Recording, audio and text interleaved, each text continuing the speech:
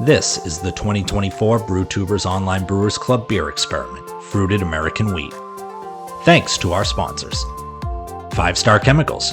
Check out the interactive cleaning guides and learn more about their newest product, Liquid PBW, on their official website, www.5starchemicals.com. Beer and Wine Hobby Homebrew Supply Store. Beer and Wine has one of the biggest yeast selections around and boasts an extensive list of homebrew beer kits to make clones of some of your favorite beers.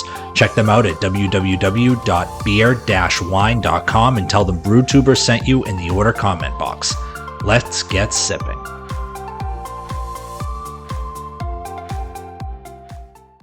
Hello everyone, Kurt again from Fermentation Adventures, checking in yet again with another beer for the Brewtubers 2024 Fruit Experiment series. Tonight I'm going to be trying the last beer of the bunch for this little string of tastings that I've tried for this flight, let's call it. Tonight I'll be tasting Irondale Brewing's, Matt at Irondale Brewing, and be trying his beer. It is called Pinky and the Green, and again it wants to get my face in the focus, so maybe it's better if it's pulled back here. Look at the thumbnail. It's a great label.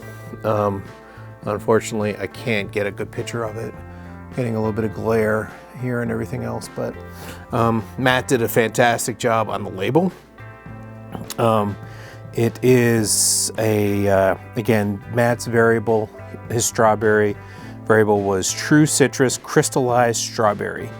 He added 2 ounces of this powder at Kegging.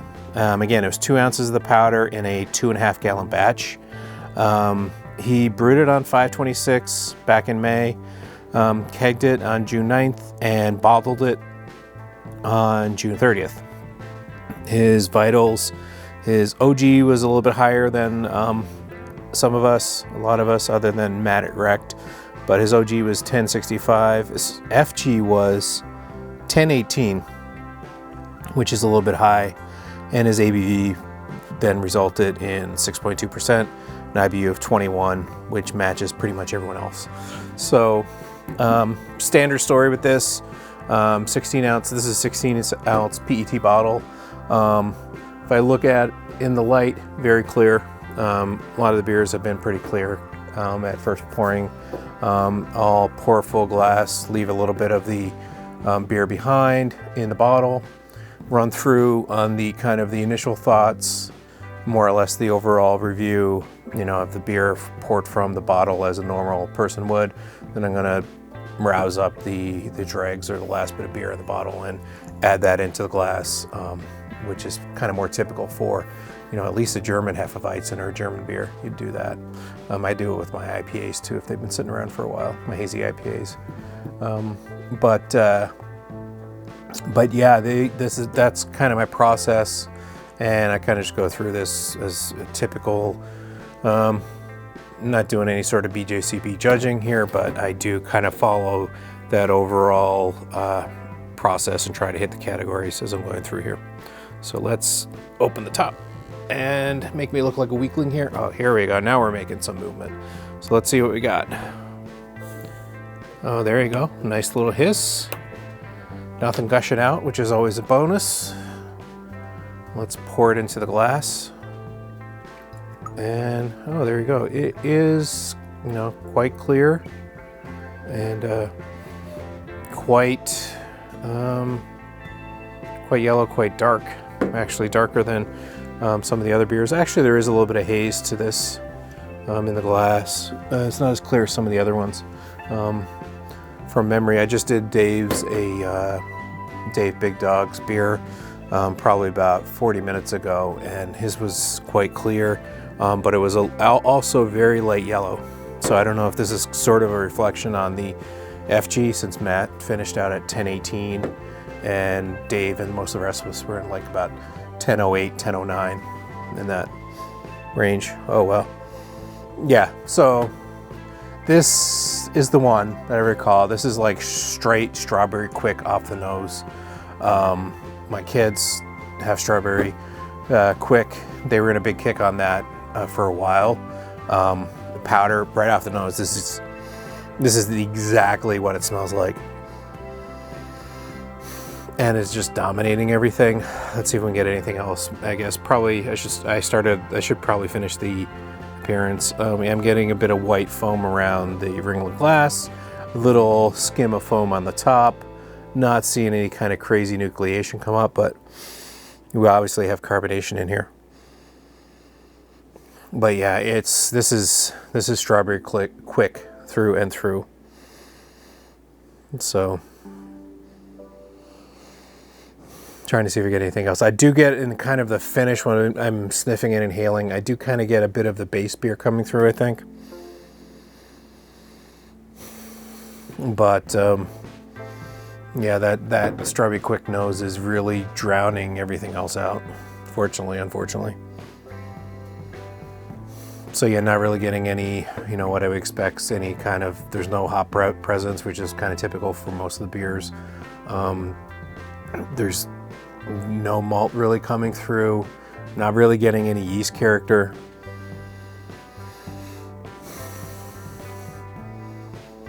Yeah, any esters or any, let's say, phenolics you might potentially get from American yeast. Some beers have had a touch of that. It's completely getting drowned out by kind of a bit of the over the top strawberry quick. And again, aroma. And again, I didn't mention at the time, but opening the bottle and pouring it out here. Thank you. Didn't lose the bit in the bottle. Pouring out here, it was right off the get-go. I was getting the strawberry aroma, but let's take a sip and see where we go from here.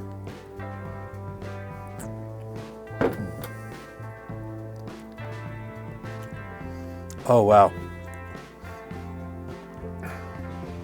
that's to be polite, pretty weird, to be honest with you.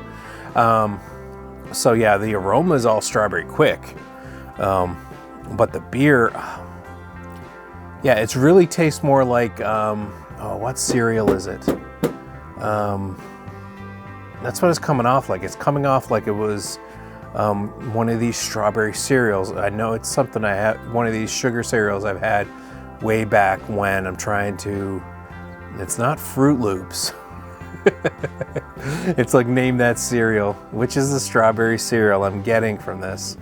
But yeah, that's crazy. That's the taste. It tastes like cereal. And I'm trying to think, what are the kids' strawberry or raspberry type cereals that I would have had as a kid? Because again, it probably would have been that long ago.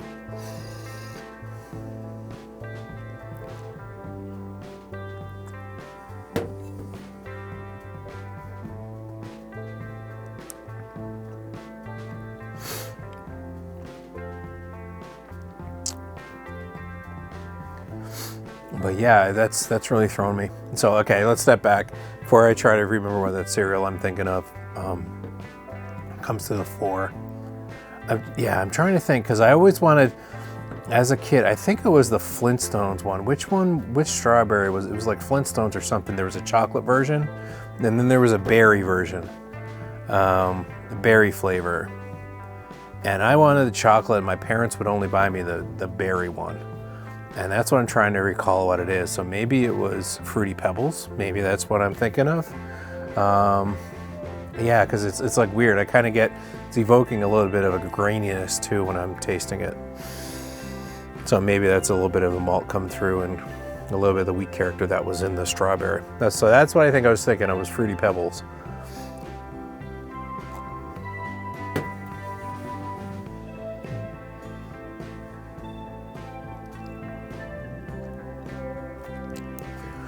But yeah, really, contrary to the nose, flavors like a really generic, artificial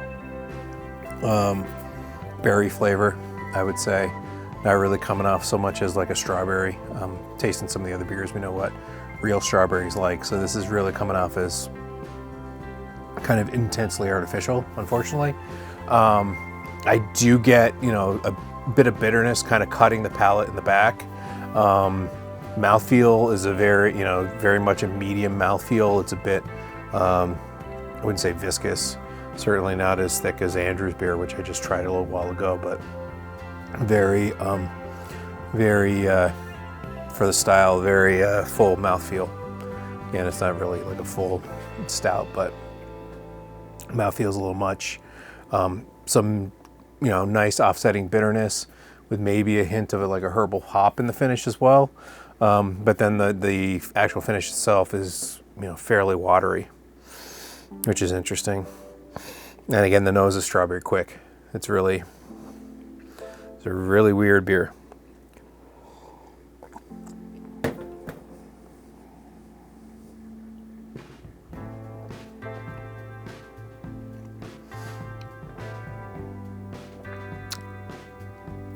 Yeah. So, yeah, I think that's about the extent of it. It's just, I know Matt was not happy with what the strawberry powder did to the beer. So I think it would have been interested to taste it before it got, putting it politely, defiled. Yeah, I mean, maybe this would have worked in a lower rate. Again, he did 2 ounces of this powder in a 2.5 gallon batch. But yeah, it is really coming off as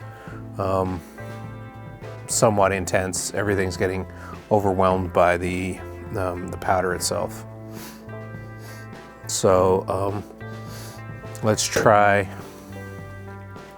finishing off with a little bit of let's see if we rouse up whatever was in the bottle and pour it in here, what we get. See if some of the maybe yeastness comes to the fore. Yeah, so definitely went hazier, went a little, I don't know, ruddy maybe. Nose is the same. I will say the foam cap beer on the top looks quite nice now. I'm getting a little bit of, tiny bit of lacing, which is cool.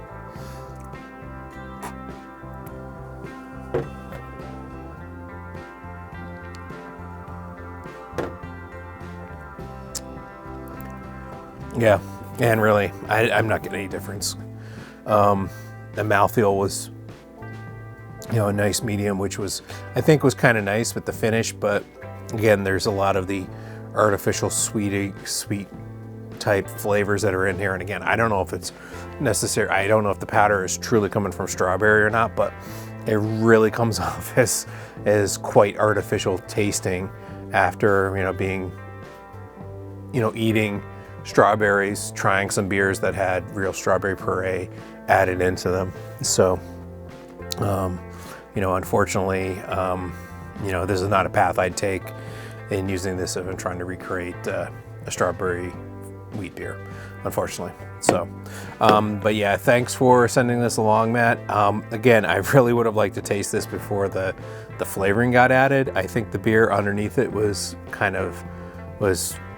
tasted pretty solid, but again, it was just, nothing was really sticking out as any sort of off flavor. Unfortunately, a lot of the underlying beer flavors were just kind of getting steamrolled by the artificial flavors that were in there, or the powder flavors that were in there. So cool. Thanks for taking part in the experiment, even after I know you had some misgivings about this. Really happy you let me taste this. Again, there's all we're trying to do here is learn about these different additives, and this is a really great learning experience, let's put it that way. So I will wrap up there. I will say again, thanks to the Brewtubers and the club. Love everybody in the club. These experiments are a lot of fun, and it's what we do. Big thank you to our sponsors, Beer and Wine Hobby. At their website is beer-wine.com. They can really take care of you, and in this landscape where seems like every other day I'm hearing across the country another homebrew shop is closed. If you're in the Northeast, if you're parts of Connecticut, Massachusetts, Rhode Island, New Hampshire even, I would think, they can really fit a niche for you. They ship across the country, of course, and they have some nice bargains on their shipping rates. So go check them out. And our other sponsor, 5 Star Chemicals. A big thank you to 5 Star. If you're into home brewing and you don't know who 5 Star Chemicals are, you haven't been paying attention. They make some great cleaning and sanitation products that I would think almost every home brewer that's not dearthly or to their own detriment attached to doing things like bleach, they are should be your go-to for sanitation. You know, bleach was fine when homebrewing didn't have anything else. 5 Star Chemicals makes great products that can really replace that diluted bleach to sanitize your stuff and potentially pitch your stainless steel. But yeah, 5 Star Chemical stuff's top notch. SanaClean is kind of the silent killer of the whole lineup. I use it more than I use Star San because you run all my cleaning and sanitization stuff these days through a pump. Great stuff. So let me wrap it there. That's 3 more beers down. I think I probably have another 3 more to go, I believe. So hopefully we'll be wrapping this up soon. Cheers. Thanks.